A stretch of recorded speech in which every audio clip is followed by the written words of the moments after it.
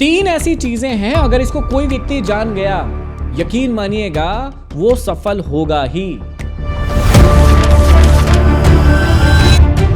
अरे गरीब लोगों को सिर्फ ये बात नहीं पता है, ये एक बात अगर पता चल गई तो यकीन मानिएगा वो गरीबी से अमीरी के लिए आज ही आगे बढ़ जाएगा।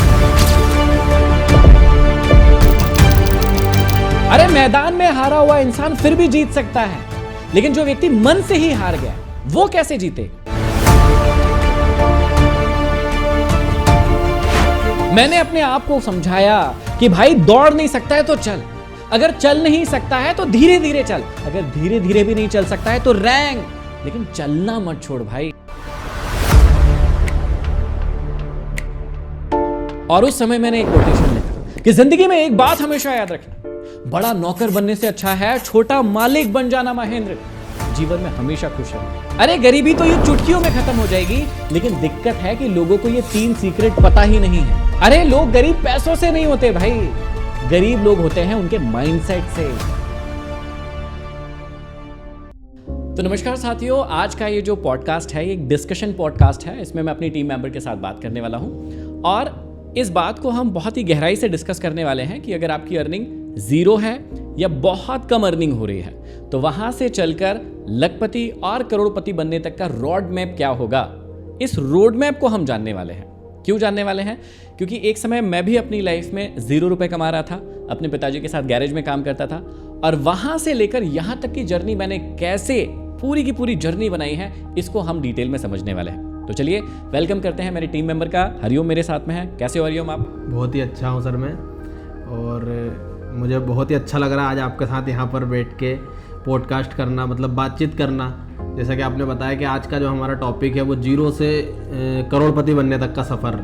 और आज एक्चुअल में हम बहुत फॉर्मल बातचीत करने वाले हैं। फॉर्मल का मतलब एकदम इत्मीनान से बातचीत करने वाले हैं और ये समझने वाले हैं कि हर व्यक्ति अपनी लाइफ में इस जर्नी को कैसे तय कर सकता है। तो आपके मन में कुछ क्वेश्चंस होंगे, है ना, कि मैं इसको कैसे करूं, मैं कैसे शुरुआत कर सकता हूं, या हम सब कैसे शुरुआत कर सकते हैं। क्योंकि आपने मेरी जर्नी को बहुत पहले से देखा है, कई सालों से देखा है। जब हमारी कोचिंग क्लासेस चलती थी तब भी आप थे और उसके बाद हमारे साथ में कई सालों से हैं। तो इसी जर्नी को हम लोग डिस्कस करेंगे और देखेंगे कि कैसे अलग अलग स्टेज पर सक्सेस पाई जाती है और पैसे कमाए जाते हैं। मेन चीज़ ये। तो मैं पूछना चाहता हूँ, सबसे पहला क्वेश्चन जो तुम्हारे दिमाग में हो वो मुझसे पूछो। सर मेरे दिमाग में अभी फ़िलहाल तो सबसे पहला क्वेश्चन यही चल रहा है कि मैं भी चाहता हूं कि मैं भी करोड़पति बनूं, और मुझे लगता है कि मेरे जैसे और भी बहुत सारे लोग हैं जो जॉब भी कर रहे हैं और उनके माइंड में भी है कि आज हम 15-20 हज़ार 30 हज़ार जो भी हम कमा रहे हैं उसके साथ साथ भी हम मतलब करोड़पति बनने का सपना भी देखते हैं, क्योंकि आजकल जो हमारी नीड है वो बहुत ज़्यादा बढ़ चुकी है। तो मैं चाहता हूँ कि इसकी शुरुआत कहाँ से करें, क्योंकि हमें वही नहीं मिल रहा है कि हम इसको शुरू कहाँ से करें, इसका स्टार्टिंग पॉइंट क्या रहेगा। सबसे पहले हम बहुत ही बेसिक क्वेश्चन से शुरुआत करते हैं। देखो, मैं भी तुमसे क्वेश्चन पूछते रहूंगा और तुम्हारे मन में जब भी डिस्कशन के बीच में कोई क्वेश्चन आएगा तो बिल्कुल बिंदास होकर पूछ लेना, ताकि हमारी ऑडियंस को समझ में आए कि भाई उनके मन में जो क्वेश्चंस हैं उनके जवाब आज हम इस पॉडकास्ट के माध्यम से निकालने वाले हैं। सबसे पहले मुझे आप ये बताइए कि आपको करोड़पति क्यों बनना है। बेसिक सवाल से ही शुरुआत करते हैं। तो मुझे करोड़पति इसलिए बनना है क्योंकि मैं भी चाहता हूँ कि मैं अपने लाइफ में वो सारी चीज़ें कर सकूँ जो मैं आपको और भी जो सफल लोग हैं वो अपने जीवन को जिस तरीके से जी रहे हैं वैसा मैं भी अपने जीवन को जी सकूं और मेरे परिवार को वैसा जीवन दे सकूं जैसा मैं चाहता हूं कि मतलब सर्व सुविधाएं और सारी चीज़ों की मतलब किसी भी चीज़ की वो ना हो, कमी ना हो, कोई कमी ना हो। तो बेसिकली कोई व्यक्ति पैसे कमाना क्यों चाहता है? सबसे मेन उद्देश्य रहता है कि भाई मैं अपनी फैमिली को सिक्योर कर सकूं, अपने आप को सिक्योर कर सकूं, मेरी फैमिली को या मुझे फ्यूचर के लिए जो भी नीड्स हैं। भाई हर व्यक्ति को एक घर चाहिए, एक अच्छा घर चाहिए। हर व्यक्ति की बेसिक नीड होती है एक कार चाहिए उसे। हर व्यक्ति की बेसिक नीड होती है कि मैं अच्छा भोजन करूं, अच्छा खाना खाऊं। हर व्यक्ति की बेसिक नीड होती है कि मुझे साल में 2-3 बढ़िया ट्रिप मिल जाए, मतलब नेशनल और इंटरनेशनल जगह पर घूमने चले जाऊं। तो वो कुछ ऐसी लाइफ चाहते हैं, इसलिए करोड़पति बनना चाहते हैं। तो सबसे बेसिक जो सवाल है वो यही है, हम पैसा चाहते क्यों हैं? क्योंकि जब हमारा क्यों क्लियर होगा, जब हमारा वाई क्लियर होगा, तभी हमें पता चलेगा कि हमें कितना पैसा कमाना है। अब जनरली मैं कई लोगों से पूछता हूं सेमिनार में कि आपको कितना पैसा कमाना है। कई लोग कहते हैं मुझे 50 करोड़ कमाना है, 100 करोड़ कमाना है, 200 करोड़ कमाना है। अब मैं यहाँ पर उनसे दो चीज़ें पूछता हूँ। भाई पहली बात तो इस 50 करोड़ 100 करोड़ 200 करोड़ का करोगे क्या? पहली चीज़ मैं ये उनसे पूछता हूँ। दूसरी चीज़ मैं ये पूछता हूँ कि भाई 50 100 करोड़ 200 करोड़ अगर आपको कमाना है, क्या आप उतना मेंटल प्रेशर झेलने के लिए तैयार हो? सोच कर देखिए कि जब आप 50 100 200 करोड़ कमाने की बात कर रहे हैं, पहला क्वेश्चन मेरा ये है कि क्या आप अकेले कमा सकते हो ये 50 100 200 करोड़ रुपए? बिल्कुल नहीं। भाई इसके लिए आपको एक टीम लगेगी, पूरी टीम को आपको मैनेज करना पड़ेगा, कोई ना कोई बिजनेस शुरू करना पड़ेगा। और यहां पर बिना प्रॉब्लम के कुछ होता ही नहीं है। अगर समस्या नहीं है, आप उसका समाधान नहीं दे रहे हैं, तो इसका मतलब आप पैसे नहीं कमा पाएंगे। तो सबसे पहले अपना वाई क्लियर होना चाहिए कि मुझे ये पैसा कमाना क्यों है। अगर आपका वाई क्लियर है कि भाई मुझे ये पैसा कमाना है ताकि मैं अपनी फैमिली को सिक्योर रख सकूं, तो हरिओम जी मैं आपको बहुत सिंपल एक जवाब दूंगा इसका कि फिर आपको बहुत करोड़ों नहीं कमाना है। आपको ऐसे नहीं सोचना है कि मेरे को 25 करोड़ 50 करोड़ 100 करोड़ कमाना है। आप अगर बेसिकली अभी हम फाइनेंशियल फ्रीडम की बात करते हैं, सिंपल अगर आप अपना एक टारगेट बना ले कि अगले 5 साल में मैं 2 से 3 करोड़ रुपए का टारगेट बनाता हूं, बहुत बड़ा टारगेट नहीं, सिर्फ 2 से 3 करोड़ रुपए का अगर आप टारगेट बनाते हैं, यकीन मानिएगा आप बढ़िया फाइनेंशियली फ्री अपने साथ अपनी फैमिली के साथ घर भी हो जाएगा आपका, घूमने भी जा सकते हैं, अच्छा खाना भी खाएंगे, अपने बच्चे को अच्छी एजुकेशन भी दे पाएंगे, अच्छी हेल्थ भी मैनेज कर पाएंगे, सारी चीजें हो जाएंगी इस पैसे में। तो यही स्ट्रक्चर है, पहले इसको समझना पड़ेगा। सबसे पहले आपको समझना पड़ेगा कि अगर आपको पैसा कमाने की शुरुआत करना है तो आपको अपने बिलीफ सिस्टम और माइंडसेट को देखना पड़ेगा। मैं अपने एक एग्जांपल से आपको बताता हूं। मैं जब छोटा था तो मेरे को गरबा करने का बड़ा शौक था। हमारी समाज में गरबा होता था और हम वहाँ पर खूब, मैं छोटा था तो बड़ा मज़ा आता था कि यार मैं गरबा करूँगा। हर साल मेरे पिताजी मुझे मना करते थे कि नहीं गरबा नहीं करना है, तुम्हें पढ़ाई करना है। और मेरा हर साल का रहता था कि मुझे लड़कर गरबा करने के लिए जाना है, मतलब जाना है। अब यहाँ पर क्या हो गया कि भाई गरबा तो करना है ना, मतलब एक जिद तो थी। कोई भी काम जो है वो जिद के साथ ही शुरुआत होती है। शुरू में हो सकता है कि वो लोगों को गलत लगे। आजकल कई सारे बच्चे भी जिद्दी होते हैं। शुरुआत में लगता है अरे इतना जिद करता है, लेकिन अगर उस जिद को राइट डायरेक्शन मिल जाएगी तो यकीन मानिएगा वो जिद जो है वही उसे आगे लेकर जाएगी। अब जिस साल लास्ट ईयर मैंने गरबा किया था, उस साल मेरे को बहुत अच्छे से याद है, मेरे पिताजी ने मुझे मना किया था कि नहीं गरबे में नहीं जाना है, नहीं करना है। और मेरे को जाना था और मेरे को बड़े बाल रखने का बहुत शौक था, पहले खूब बड़े बड़े बाल रखता था मैं। अब पिताजी ने कहा कि भाई इतने बड़े बाल रख लिए, कटा लो, अच्छे नहीं दिखते हैं ये। सब लोगों ने कहा नहीं अच्छे नहीं लगते हैं, लेकिन मेरे को बड़ा शौक था। उन्हीं बड़े बालों के साथ मैं गरबा करने के लिए जाता था। मेरे पिताजी वैसे कभी गरबा देखने नहीं आते थे, लेकिन कहते हैं ना भाई किस्मत में अगर कोई चीज़ लिखी होती है, कुछ होना ही होता है तो वो होता ही है। अब गरबे का एक दिन आया जिस दिन मेरे पिताजी गरबा देखने आए, बीच पब्लिक में खड़े थे। अब मैं क्योंकि अपनी टीम में सबसे छोटा था, लंबे बाल थे, सब लोग मुझे देखते थे, भले ही वो नेगेटिव कमेंट्री करते हो लेकिन देखते थे, अच्छा गरबा करता था मैं। अब क्या हुआ कि जैसे ही मैं गरबा करने के लिए एंट्री हुई तो मैं फिंगर से स्टिक्स को भी मूव करता था, मतलब घुमाता था मैं गरबे में। तो उसको देख के भी सारे लोग आश्चर्यचकित हो जाते थे। मैं अपनी टीम में अकेला था जो स्टिक्स को घुमाता था। अब सारे लोग आश्चर्यचकित होते थे। जैसे ही एंट्री हुई, मेरे पिताजी वहीं पर खड़े हुए थे, किसी व्यक्ति ने उनसे कह दिया, मतलब जनरली बात कर दिया कि ये कौन समाज में ऐसा लड़का आ गया यार, क्योंकि वो सामाजिक गरबा होता था, कि हमारी समाज में ये कौन लड़का आ गया, ये लड़की जैसा दिखता है, कितना अजीब दिख रहा है, इसको शर्म नहीं आती, बाल नहीं कटवाते बनता, कैसे अजीब सा लग रहा है। और मेरे पिताजी ये सारी बातें सुन रहे हैं। अब मेरे पिताजी उनको ये नहीं कह पा रहे हैं कि ये मेरा लड़का है। हाँ। अब वो पिताजी थोड़ी देर रुके वहाँ पर और उनसे रुकते नहीं बना गया, वो वापस आ गए घर। अगले दिन मेरे पिताजी गैरेज पर काम करते हैं, मैं भी हर शाम को गैरेज जाया करता था। मेरे पिताजी अपने मित्र के साथ बैठे हुए थे उनकी शॉप पर। उनके मित्र ने मुझे बुलाया कि इधर आओ, ये क्या लड़कियों जैसे बाल रखे रह गए हो तुमने? कल तुम्हारे पिताजी गरबा देखने गए थे, तुम्हारे पिताजी ने अपना बेटा कहने से तुमको समझ लो मना कर दिया। कुछ लोगों ने तुम्हारी बुराई की कि भाई ये कैसा लड़का है, लड़कियों जैसे बाल रख के रखे। हाँ, और तुम्हारे पिताजी ये नहीं कह सके कि ये मेरा लड़का है। अब सोच कर देखिए, यहां पर माइंडसेट देखिएगा। अब मेरा माइंडसेट नेगेटिव नहीं हुआ। मैंने ये नहीं सोचा कि अरे यार मेरे पिताजी की इज्जत चली गई या इस प्रकार से चीजें हो गई। मैंने उस दिन ठान लिया था कि भाई मेरे को अपने जीवन में कुछ ऐसा बड़ा करके दिखाना है कि मेरे पिताजी को प्राउड फील हो। पूरा गेम शुरू होता है ना माइंडसेट के साथ, आपके बिलीफ सिस्टम के साथ, कि आप उस समय में अपने माइंड को कैसे सेट कर रखा है। अब जैसे हमारा अभी एसी चल रहा है, अभी हमने एसी को 27 पर सेट करके रखा है, तो वो उतनी ही कूलिंग देगा। अगर हम 24 पर सेट करके रखेंगे तो उतनी ही कूलिंग देगा। ऐसी ही लाइफ होती है। अगर आपने इसको ऑटो मोड पर छोड़ दिया तो यकीन मानिएगा आपकी लाइफ में आप कुछ नहीं कर पाएंगे। सारी की सारी चीजें कहां से शुरू होती है? ये मूड से, ये माइंड सेट से। इसको सेट करना पड़ेगा आपको अपने आप को दिखाना पड़ेगा कि भाई आप क्या करना चाहते हो। मैंने उस दिन कसम खा ली, मेरी एज बहुत कम थी, लेकिन उस दिन मैंने कसम खा ली कि भाई मुझे अपने पिता को प्राउड फील कराना। ये माइंडसेट था मेरा। और पैसे कमाने की शुरुआत यहीं से होती है कि आप किन चीजों पर विश्वास करते हैं और आपका माइंडसेट कैसा है। आप उस सेमिनार में शायद नहीं थे, आपको पता होगा शायद उस सेमिनार के बारे में, कि लगभग मोटा माटी 12 से 15 सालों के बाद जिस ग्राउंड में वो गरबा किया करता था, वहां उसी ग्राउंड पर हमने एक बहुत बड़ा सेमिनार किया। मतलब अपने सिटी का सबसे बड़ा सेमिनार किया, मोटिवेशनल सेमिनार किया, जिसमें हजारों लोग आए थे। और वहीं पर मेरे पिताजी उपलब्ध थे।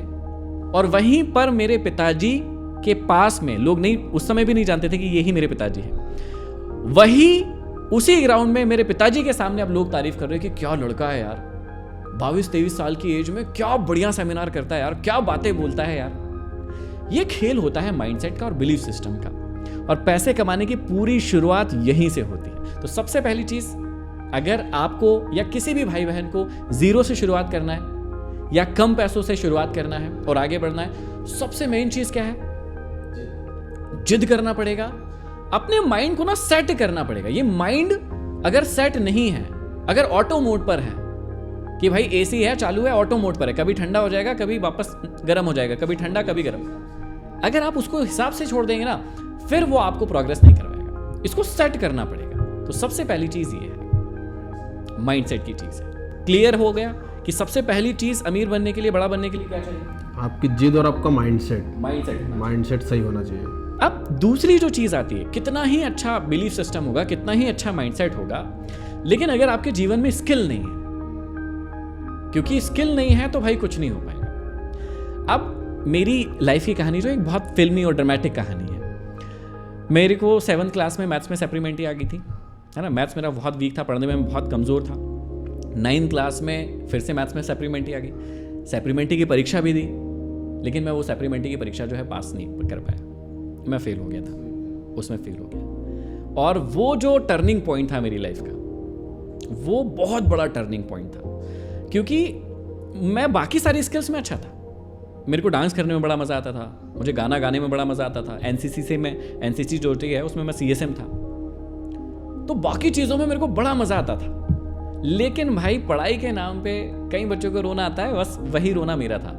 और तारे ज़मीन पर आपने एक सीन देखा होगा कि ईशान को ऐसे तारे चमकते थे जब मैथ्स या कोई भी चीज़ पढ़ाई जाती थी, तो कि भाई उसको समझ नहीं आता था कि मैं क्या, मैथ्स के क्वेश्चन नहीं उड़ते थे उसके सामने। सेम एग्जैक्टली मेरे साथ वही होता था। सारी डिजिट्स उड़ती रहती थी, मुझे कुछ समझ नहीं आता था, कुछ याद नहीं होता था। अब सोच के देखो, ये हाल था मेरा। 9th में जब मैं फेल हुआ और मुझे अपने स्कूल से निकाल दिया गया, वो भी एक बड़ी स्टोरी है कि एक्सीलेंस स्कूल जो गवर्नमेंट एक फ्रेंचाइजी, उसकी शुरुआत हुई थी।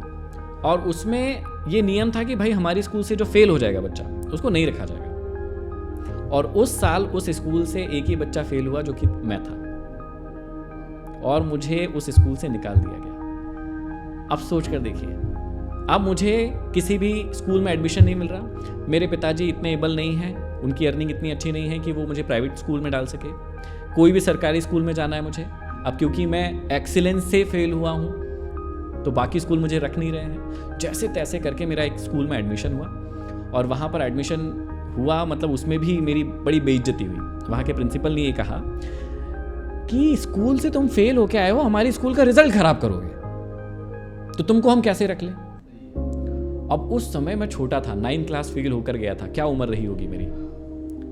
अब सोच कर देखिए, किसी बच्चे को अगर कोई व्यक्ति ये बात कह दे कि आप हमारे स्कूल का रिजल्ट खराब, हाँ, कि आप हमारे स्कूल का रिजल्ट खराब कर दोगे, और जबकि वो खुद गवर्नमेंट स्कूल है, उसका रिजल्ट कोई इतना अच्छा आता नहीं था। ये बात सुनकर जो है मेरे अंदर वो आग लगी कि भाई कुछ तो लाइफ में बड़ा करना ही है। वो जिद और ज़्यादा मजबूत हो गई। मैंने एनसीसी छोड़ दी, मैंने बाकी सारी एक्टिविटीज, सिंगिंग की, डांसिंग की, वो सारी छोड़ दी।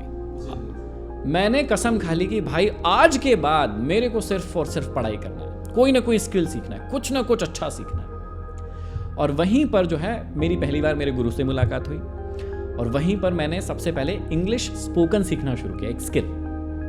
मेरे को इंग्लिश कोई बोलता था तो मेरे को सुनने में बड़ा मजा आता था। मैं हिंदी मीडियम का बच्चा हूँ, तो मेरे को कोई भी व्यक्ति इंग्लिश बोलता हुआ दिखता था ना, तो मेरे को इतना मजा आता था, यार कितनी अच्छे से बातचीत करते हैं, मेरे को भी सीखना है। और मैंने लगभग 9th जब दोबारा से पढ़ना शुरू किया, उसके बाद मैंने इंग्लिश स्पोकन की क्लासेस ज्वाइन की। लगभग 3-4 महीने में, यहाँ पर भी एक स्टोरी है छोटी सी, कि मैंने अपने गुरु से 3-4 दिन 5 दिन मैंने क्लासेस ली और मैंने उनसे पूछा, सर आपके यहाँ कितनी क्लासेस लगती है? तो उन्होंने कहा हमारे यहाँ 5 बैचेस लगते हैं, 3 सुबह लगते हैं, 2 शाम को लगते हैं। मैंने उनसे कहा कि सर मैं सारे के सारे बैचेस में बैठ जाऊँ? उन्होंने कहा क्या करोगे, सेम चीज़ तो पढ़ाऊंगा मैं। मैंने कहा नहीं सर, मेरे को थोड़ा कम समझ में आता है, तो अगर मेरे को आप सारे बैचेस में बिठा लोगे ना तो मेरे को जल्दी जल्दी चीज़ें सीखने को मिलेगी। उन्होंने एक शर्त रखी कि मैं बिठा लूँगा, फीस भी एक्स्ट्रा नहीं देना तुमको, लेकिन जो सारे बैचेस में मैं होमवर्क दूंगा तुमको, वो होमवर्क तुमको करना पड़ेगा, सारे बैचेस का होमवर्क। और मैं रेडी हो गया, मैंने बोला हाँ हाँ ठीक है, कोई दिक्कत वाली बात नहीं। अब एक बैच में 100 सेंटेंस बनाने के लिए देते थे। कितने? 100 सेंटेंस बनाने को देते थे। 5 बैच के लगभग 500-600 सेंटेंस बनाना पड़ता था। तो बाकी बच्चे 1 गुना मेहनत कर रहे थे इंग्लिश सीखने में, और मेरी 5 गुना मेहनत हो रही थी। सुबह से लेकर शाम तक बैठता था।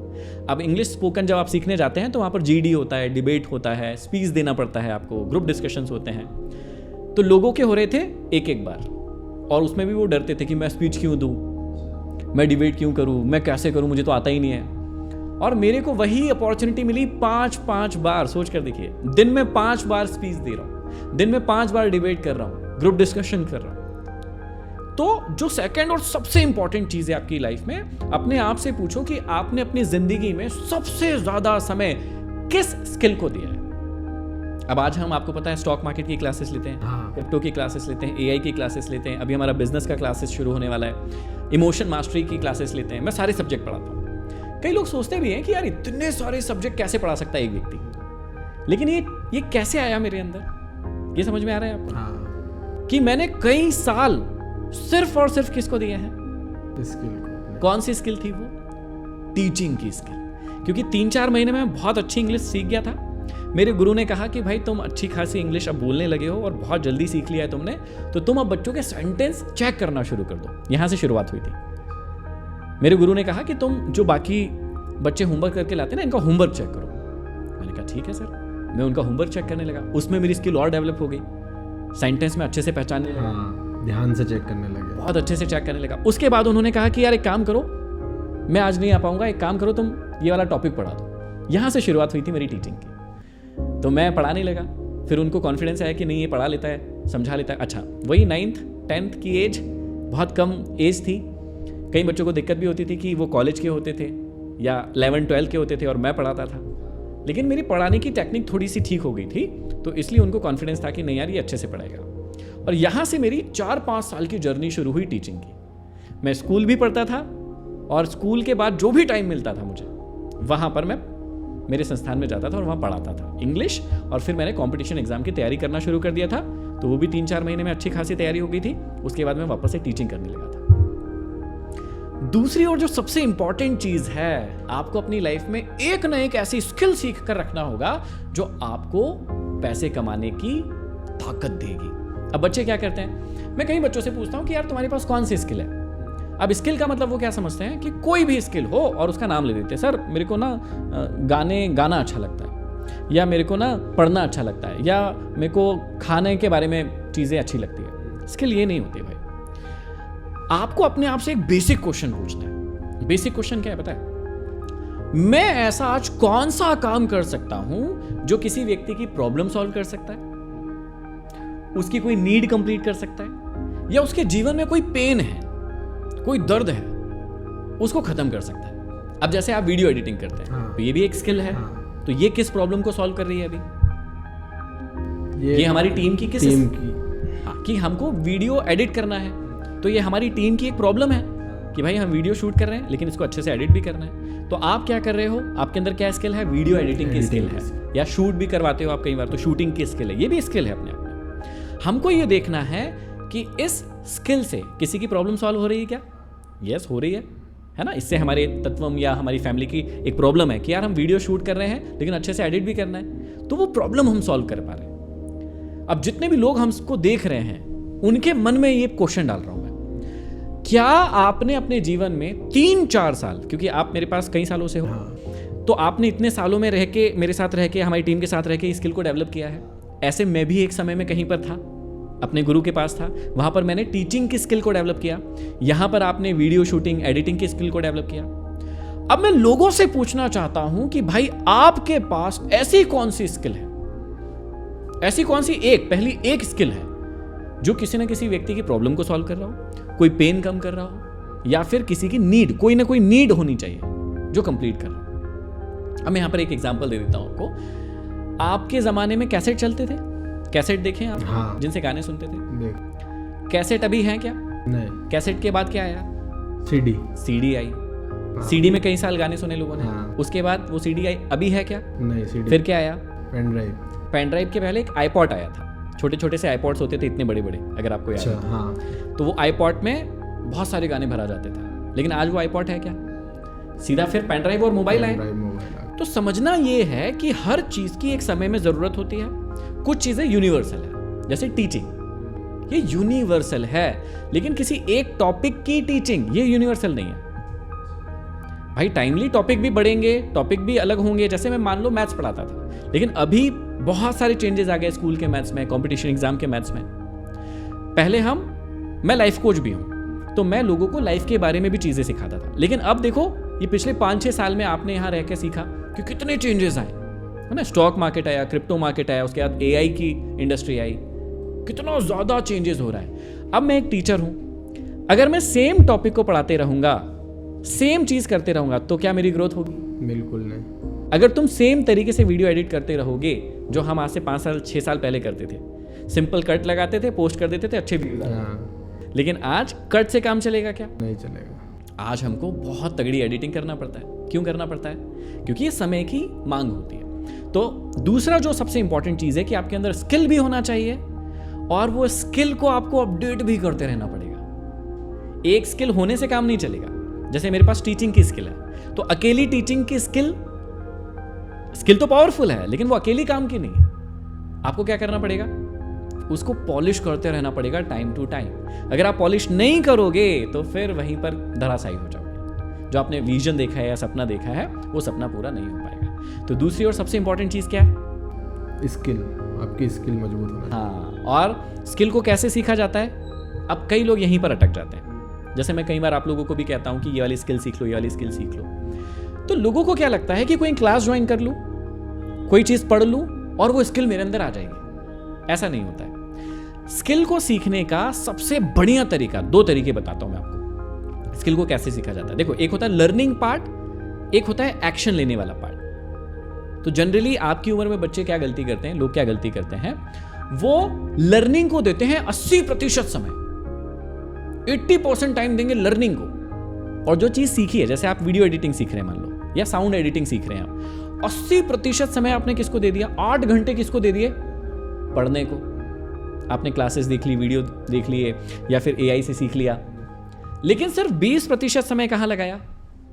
उसको अप्लाई करने में। जबकि होना क्या चाहिए? टोटल इसका अपोजिट करना है आपको। आपको क्या करना है? सिर्फ 2 घंटे सीखो, लेकिन जो 2 घंटे में सीखा है उसको 8 घंटे तक अप्लाई करो, एक्शन लो उस पर। उस म्यूजिक को लगाओ, उस वीडियो की कटिंग करो, उस प्रकार से इफेक्ट दो। तो जो बेसिकली प्रॉब्लम है बच्चों का, वो सबसे बड़ा प्रॉब्लम ये है, वो सीखते ज्यादा हैं, करते कम, एक्शन कम लेते हैं, करते कम है। और इसलिए फिर बोलते हैं कि अरे यार मेरे को ये चीज नहीं आ रही है। आ क्यों नहीं रही है? क्योंकि भाई आपने सीखने में ज्यादा समय दे दिया, 80% टाइम आपने सीखने में दे दिया, सिर्फ 20% टाइम एक्शन में दिया। इसी को सिर्फ आपको क्रॉस करना है, अपोजिट करना है, इसके पूरा अपोजिट करना है। 2 घंटे सीखने में लगाओ, 8 घंटे एक्शन लो, उस पे एक्शन लो। और इस पे एंथोनी रॉबिन्स एक बहुत बढ़िया बात कहते हैं कि उन्हीं की टीम के कई सारे लोग, मतलब उनकी टीम के, मतलब उनकी फील्ड के लोग, एंथोनी रॉबिन्स एक मोटिवेशनल स्पीकर और लाइफ कोच है। तो एंथोनी रॉबिन्स उनकी किताब में कहते हैं, अवेकन द जायंट विदिन में कहते हैं कि मैं अपने कॉम्पिटिटर को देखता हूं, वो वीक में 1 सेमिनार लेते हैं। एक वीक में एक सेमिनार लेते हैं, मतलब महीने भर में 4 सेमिनार लेते हैं। उन्होंने कहा कि मुझे अपने जीवन में फास्ट सक्सेस चाहिए थी। तो पता है उन्होंने क्या फॉर्मूला अपनाया?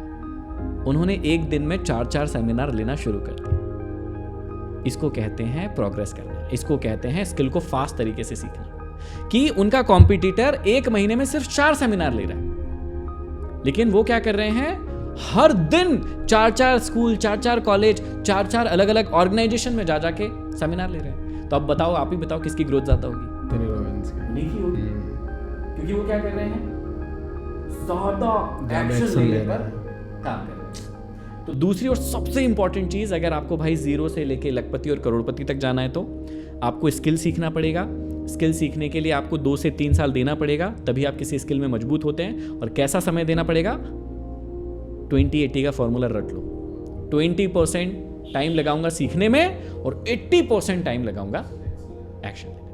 तो यहां तक आई होप आपको बात समझ में आ गई होगी। 2 बातें हमने सीखी। पहला, आपको अपने माइंडसेट और बिलीफ सिस्टम पर काम करना पड़ेगा। दूसरा, आपको अपनी स्किल को डेवलप करना पड़ेगा। अब आ जाते हैं हम कमाई वाले पार्ट पर। आपको शायद पता होगा या नहीं पता होगा, मैं बताता हूं आपको कि मैंने 4000 रुपए की नौकरी से शुरुआत की थी, है ना। मैं कॉल सेंटर में काम करता था और ये कब हुआ, जब मैं अपनी लाइफ के बढ़िया एक पीक पोजीशन पर पहुंच गया था। लेकिन कुछ ऐसा हुआ कि मैंने अपना थोड़े समय के लिए घर भी छोड़ दिया था और वो संस्थान भी छोड़ दिया था जहां पर मैंने बहुत सारी चीज़ें सीखी थी। 4-5 साल मैं वहां पर रहा था। तो उसके बाद में मैंने 4000 रुपए की लिटरली नौकरी की है। और 4000 रुपये में कुछ नहीं होता भाई साहब, है ना। लेकिन वहाँ उस 4000 से हम 40,000 फिर 4 लाख पर कैसे आए या उससे आगे कैसे बढ़े, उसकी एक जर्नी को समझना। हमेशा आपको क्या याद रखना है कि जब भी स्किल आप कमांड कर लोगे, आपको ना अपनी स्किल के हिसाब से अपने बिजनेस को डेवलप करने के बारे में सोचना है, या अपनी स्किल के हिसाब से अपनी कमाई को बढ़ाने के बारे में सोचना है।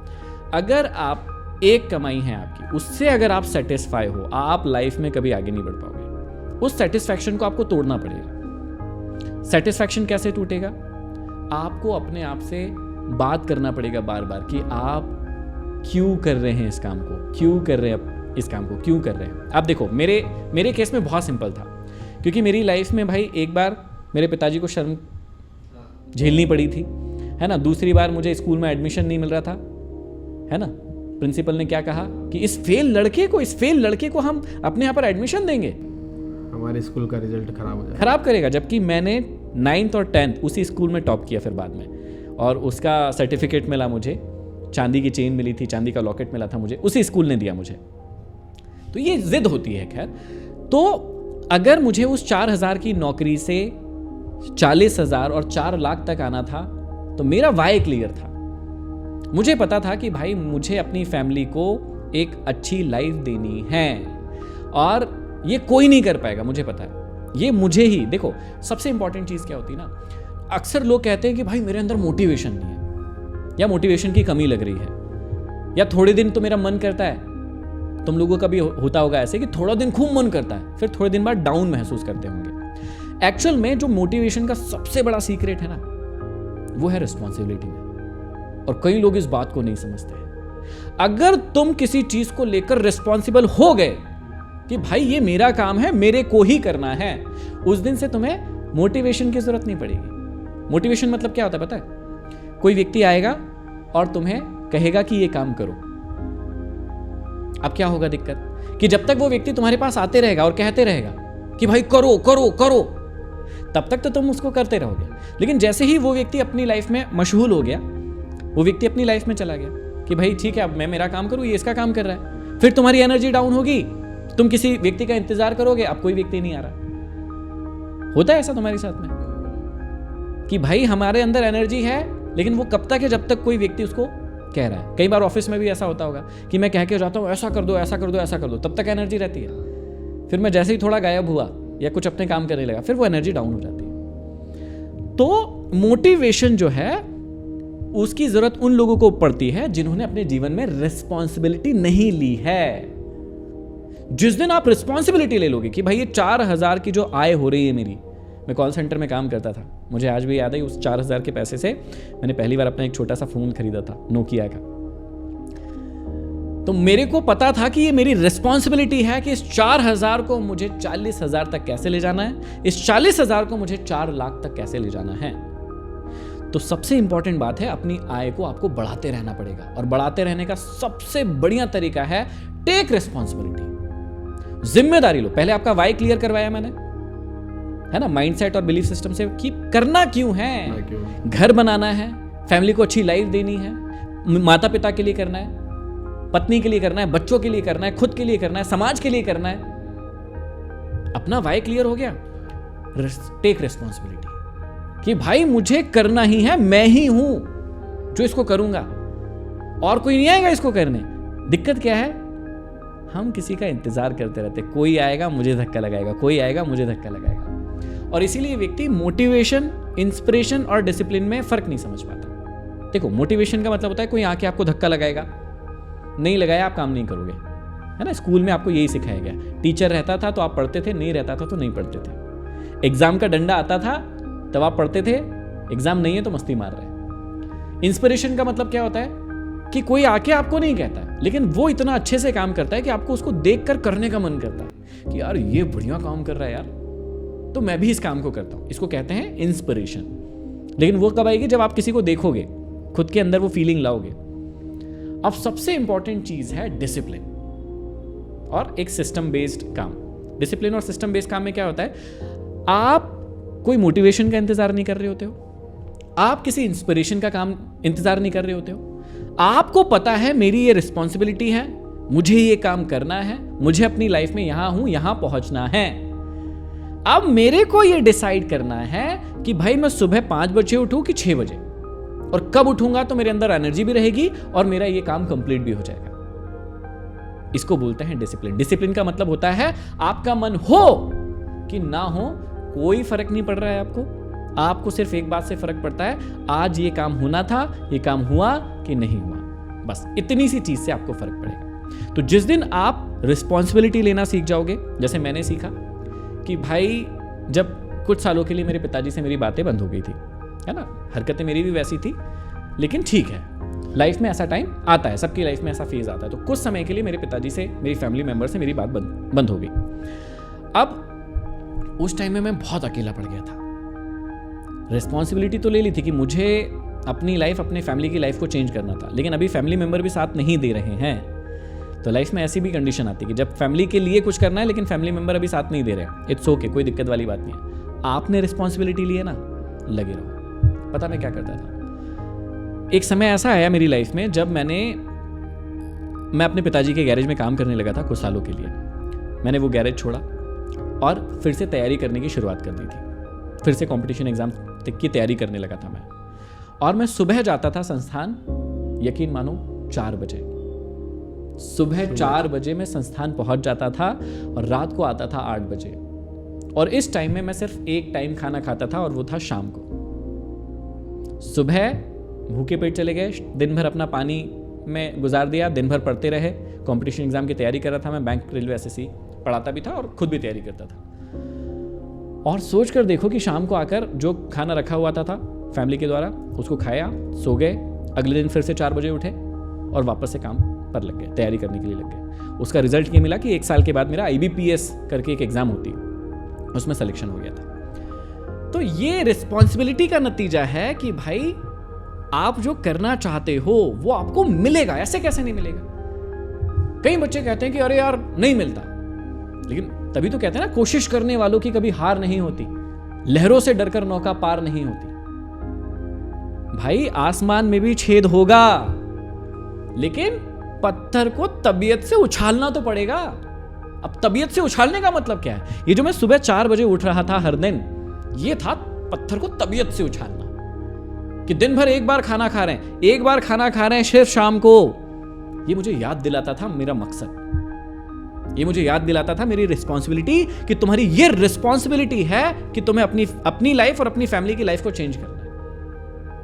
तो जब तक रिस्पॉन्सिबिलिटी नहीं लोगे, अब दिक्कत क्या है ना लोगों के साथ में, अभी जैसे कई लोग ये पॉडकास्ट सुन रहे होंगे, दिक्कत ये है कि अमीर बनना सिखा रहे हो तो पैसों की बात करो ना।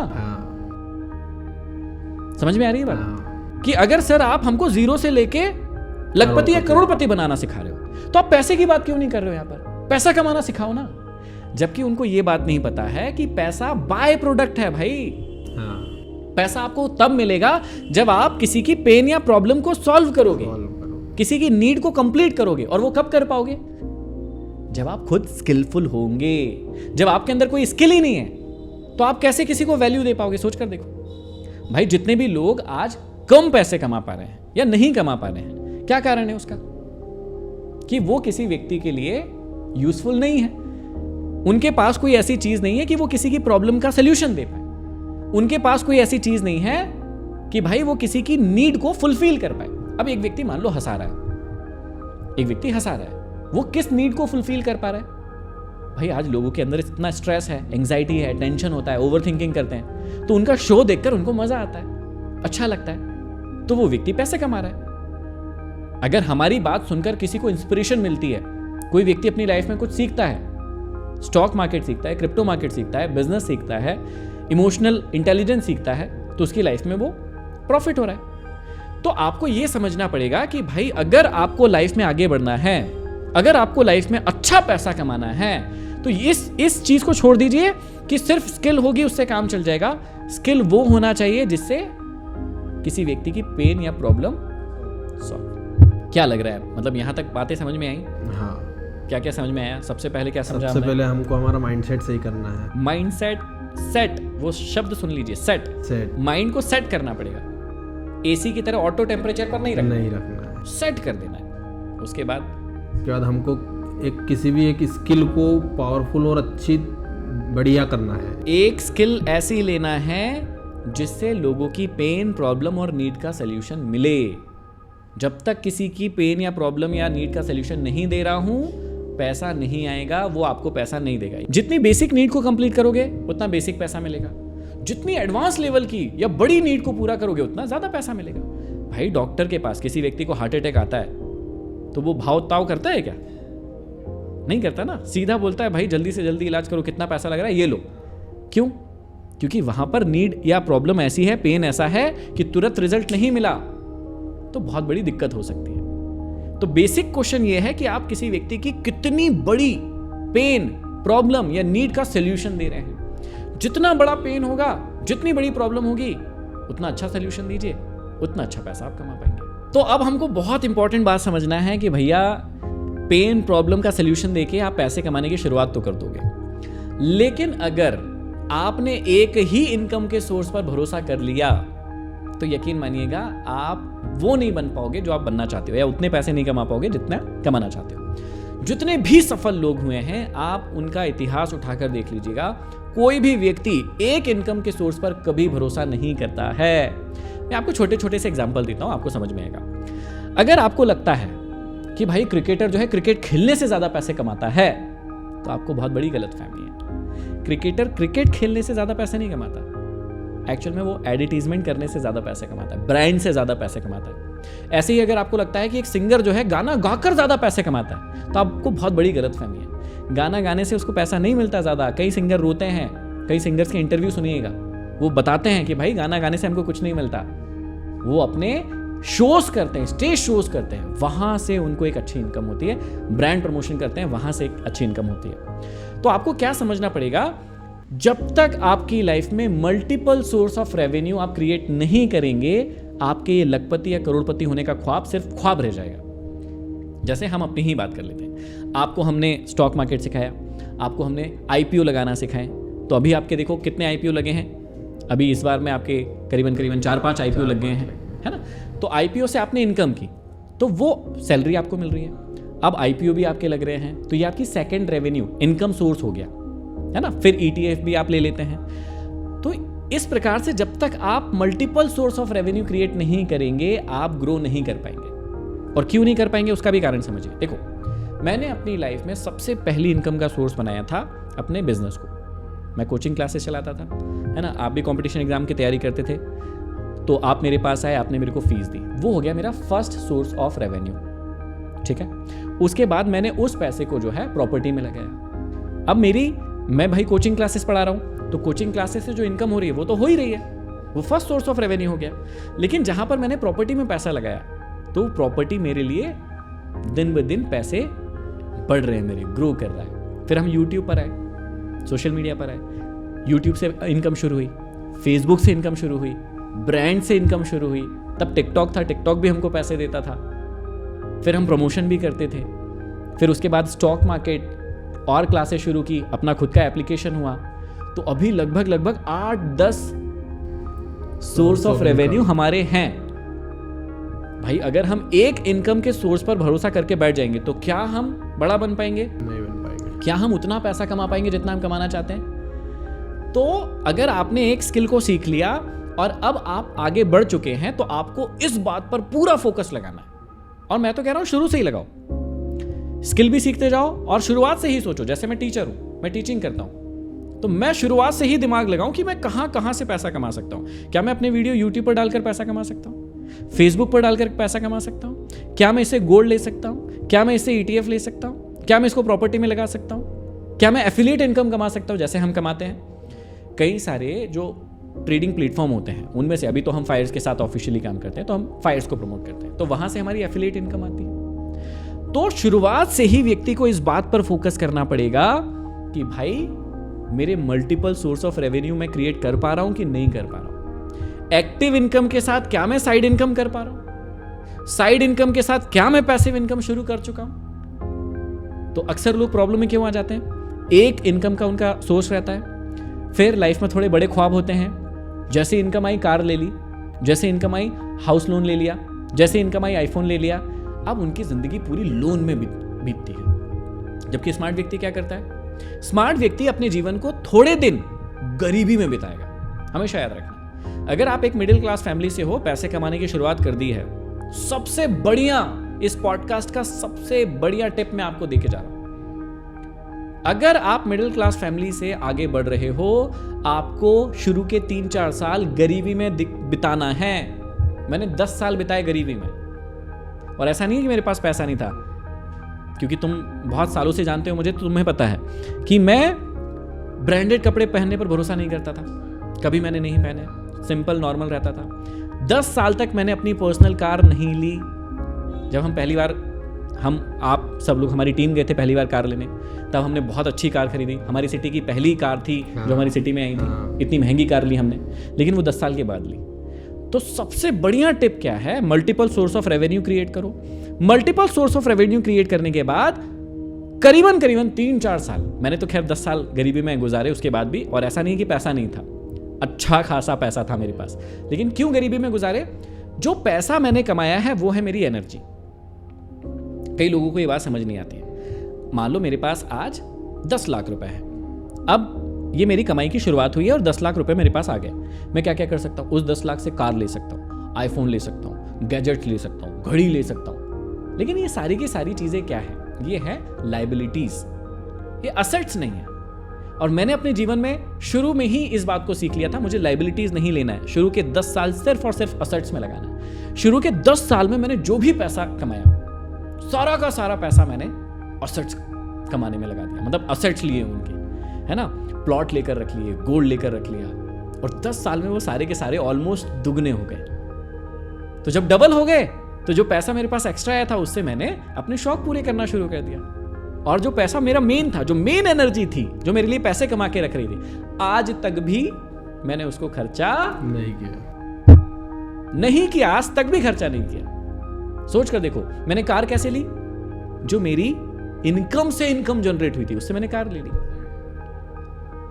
भाई मैंने घड़ी ली या गोल्ड लिया या कोई भी, अब देखो गोल्ड तो क्या हो गया ना, असेट्स हो गया, लायबिलिटीज तो है नहीं, वो तो असेट थी। घड़ी ले ली, तो घड़ी कैसे ली? भाई कहीं पर पैसा लगाया था, उससे जो रिटर्न मिला उससे महंगी घड़ी ले ली, 10,000 की, 25,000। अभी रिसेंट में हमने 25-30,000 की एक घड़ी ली। तो कैसे ली? कहीं से कोई रिटर्न मिला था और मुझे लगा सेमिनार में पहनने के लिए एक अच्छी सी घड़ी ले लेते हैं, तो ले ली। तो इस प्रकार से जब आप अपने शुरुआत की इनकम को जब तक गरीबी में नहीं रखोगे और उसको काम पर लगा दो कि चल मैं भी काम कर रहा हूं, अगले 5 साल तक तू भी मेरे लिए काम कर। और ये भैया मिडिल क्लास व्यक्ति को नहीं समझ में आती बात। उनको लगता है पैसा आया, चिड़िया उड़, मैना उड़, वो पैसे को उड़ा देते हैं पूरा का पूरा, और इसीलिए फिर वो गरीबी वाली जिंदगी जीते हैं। तो आशा करता हूँ कि ये जो पॉडकास्ट है वो तुम्हारे लिए भी हेल्पफुल होगा और बहुत सारे उन सारे भाई बहनों के लिए हेल्पफुल होगा जिनको एक जर्नी तय करनी है कि भाई शुरू से लेके आखिरी तक मैं इसको कैसे तय करूँ। कैसा लगा आज का पॉडकास्ट? बहुत ही अच्छा लगा और मेरे जितने भी माइंड में जितने भी क्वेश्चंस थे, जितने भी डाउट थे, वो इस कहानी से और आपकी जो बताने का तरीका था उससे सारे डाउट मेरे क्लियर हो चुके। चलिए तो ऐसे और पॉडकास्ट लेकर आएंगे अपने लोगों के लिए और टीम के मेंबर्स को बिठाएंगे। ठीक है, थैंक यू वेरी मच।